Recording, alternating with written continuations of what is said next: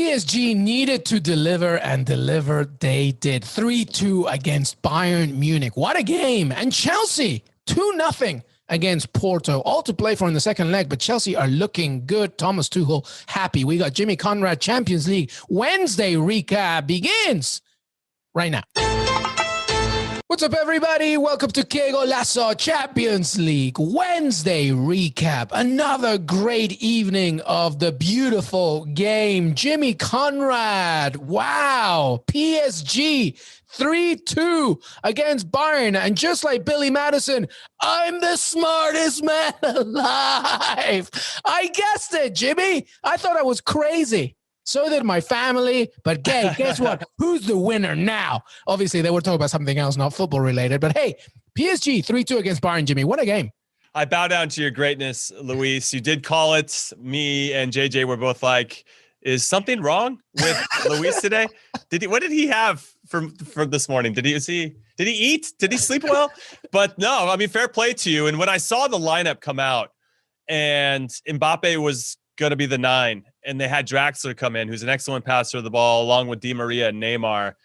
And the way that Bayern likes to play, which is a very high line, which is very risky when you don't have very fast center backs, I thought for sure this could lend itself to Mbappe scoring. I also predicted, so I don't know if I'm the second smartest man in the world here, but I said that Mbappe was going to score first. And what was even better, it was a good one. It was good. William Hill had the boost. So it was started at plus 450, but William Hill give that a boost to plus 600. So if you got to bet that with the boost, you're loving life right now. So Jimmy, basically, Qué Golazo is the place to be. Because if you want it, you got Jimmy with the easy money every time. And then every now and again, I get a golden goose out of my... It was unbelievable. I will say, though, this quarterfinal in particular was an incredible advertisement for why the Champions League is so special. Yep. The game was, it wasn't necessarily back and forth because Bayern Munich had 31 shots, by the way, to PSG's 6. But PSG had 5 of those 6 on goal, which 3 of them were goals. So they were very efficient in their movements and their counterattacks going forward. And once the game got to 2-2, my other suggestion to you guys to consider wager-wise was that Bayern was going to go down, which they did, and they would come back to win or draw. They got it to 2-2, and I was like, I am nailing all my bets today. And then I just don't understand tactically what happens here. It's 2-2. You fought back against a very good and courageous PSG team where Navas is making great saves. Guys are flying all over the box. They got like 8 guys in the box trying to block every single shot. There was no space for PSG at that point. But when you do that, you leave yourself vulnerable to the counter. And Mbappe is one of the best in the world with that type of space. And 1v1 against Boateng. Listen, we've already seen he left his ankles against Messi a couple Champions Leagues ago, right? I mean, Boateng's not the same guy. I think he's been a terrific servant for the club and obviously a World Cup winner. And his career is pretty unparalleled for most defenders to ever play the game. That said, he's not the same Boateng, and Mbappe 1v1 is going to be lights out. And I wonder with those tactics at that time, you fought back really hard to get back to 2-2, maybe just, be a little bit more conservative, try to pick your spots. But if it's in your DNA, it's in your DNA. You're going to go forward and try to make the most of it. And let's be honest, I think Bayern deserved more than the 3-2 result. Maybe a 3-3 would have been fair. And I would have hit my bet and I would have been happy too. But well, and there was a questionable penalty call, right, too, as well. Yeah, just an incredible game overall. I like that referee that's calling that game. I don't know his name, but he's very familiar, and he's a good referee. So I didn't mind that he didn't call any penalties or anything on some of the stuff that was, kind of flimsy. It's a bit of you're hoping you get that call as opposed to it being concrete that, of course, it's going to be a call to pen. Yeah, but what you said earlier, right on point. It's a perfect advertisement for the Champions League. It's exactly what you want. 2 giants of the game just going at each other. And like you said, it was just one of those days where PSG just had that little bit extra. And honestly, I mean, joking aside, the reason why I thought a high-scoring game was 2 because there's just too much firepower, even without Lewandowski. Mm-hmm. But the other thing was, the narrative was pretty much what we predicted. It was going to be Bayern Munich dominating in almost every statistic. Possession rate, goals, of course, shots on target, shots off target, all of that.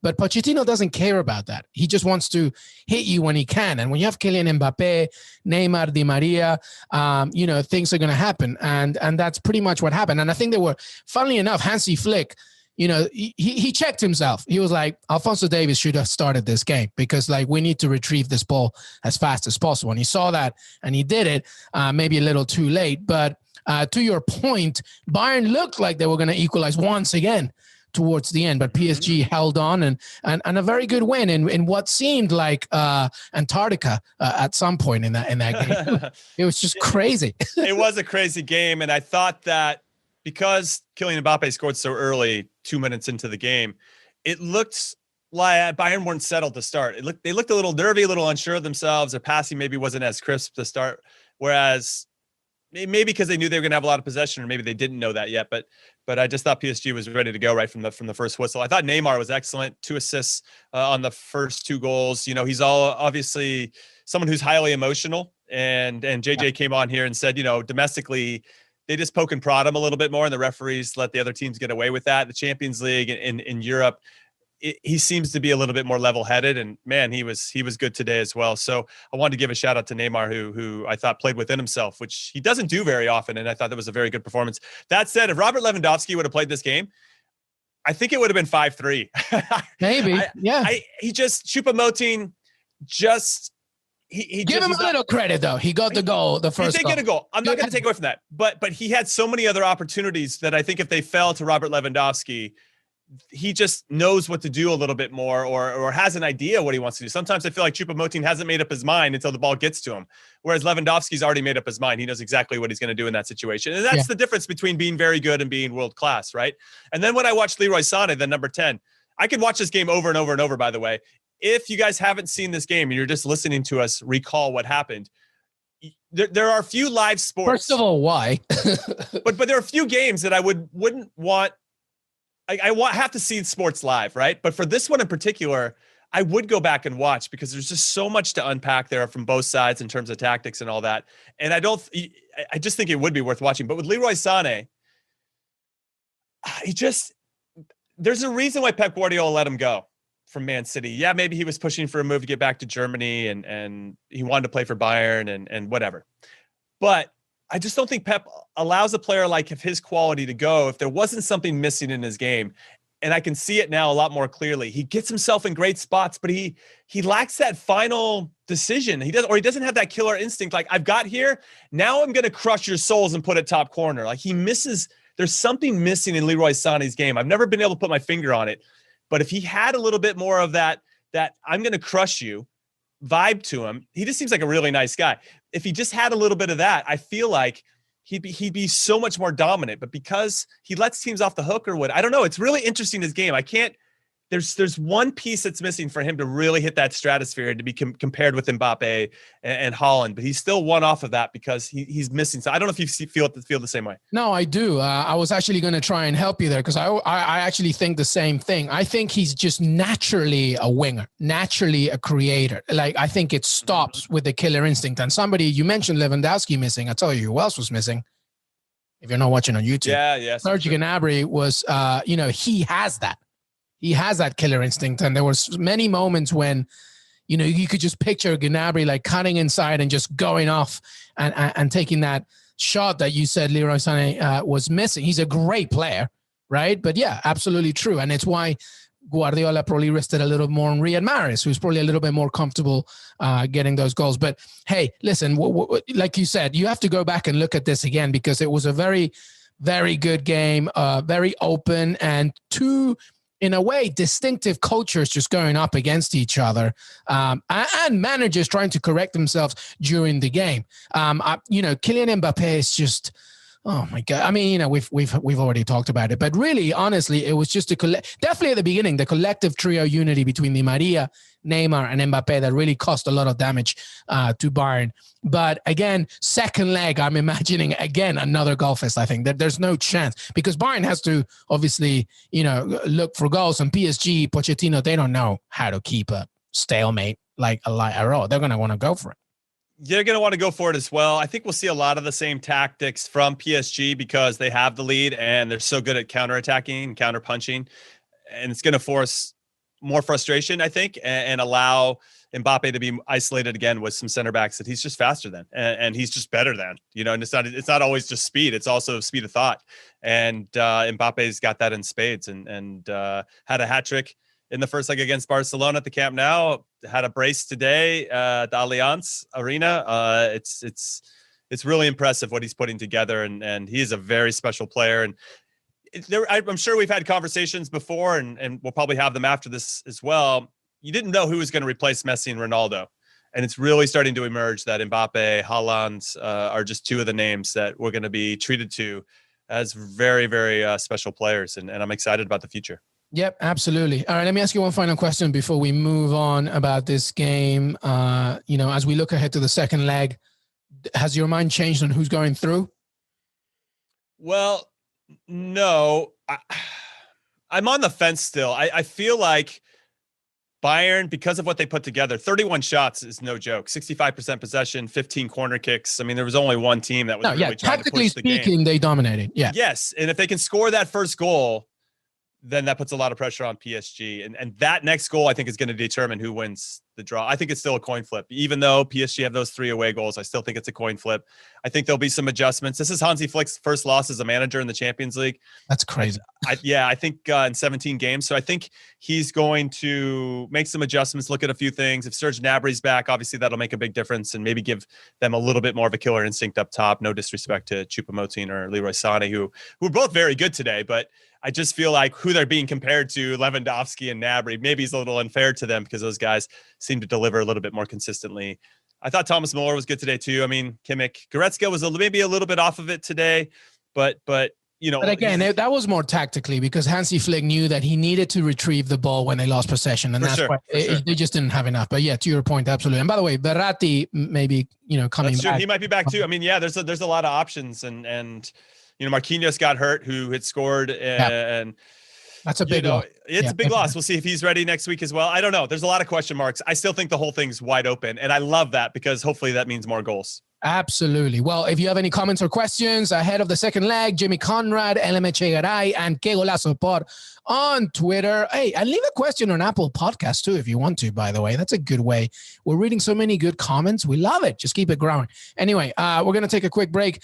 When we come back, Thomas Tuchel got some of his mojo back with Chelsea against the Portuguese side, Porto. We'll be right back after this. Welcome back, everybody. Qué Golazo Wednesday Champions League recap. Jimmy Conrad, Chelsea needed something after last weekend losing to West Brom 5-2. Yes, I said 5-2 to West Brom. And they faced Porto, and they won 2-0. A solid victory away from home against the Portuguese side, Jimmy Conrad. What did you make of it?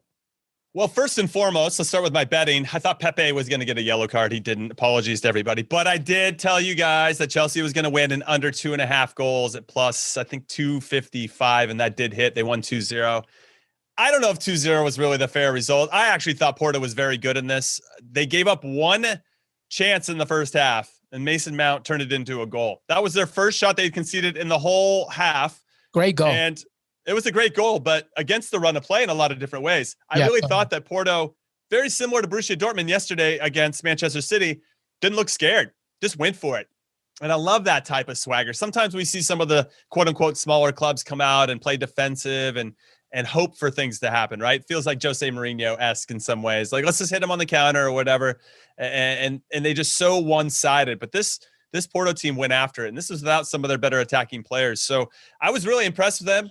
It just was unfortunate because we could argue that the first 2 goals that they scored were defensive errors, right? The Porto defender, Mason Mount made a great turn, don't get me wrong, but the Porto defender doesn't need to dive in there. And then Tecatito, the Mexican international, makes a mistake on the second goal, and then they get punished for it. And really that's what makes the Champions League so great. I feel like you make a half mistake and you get punished for it at this level.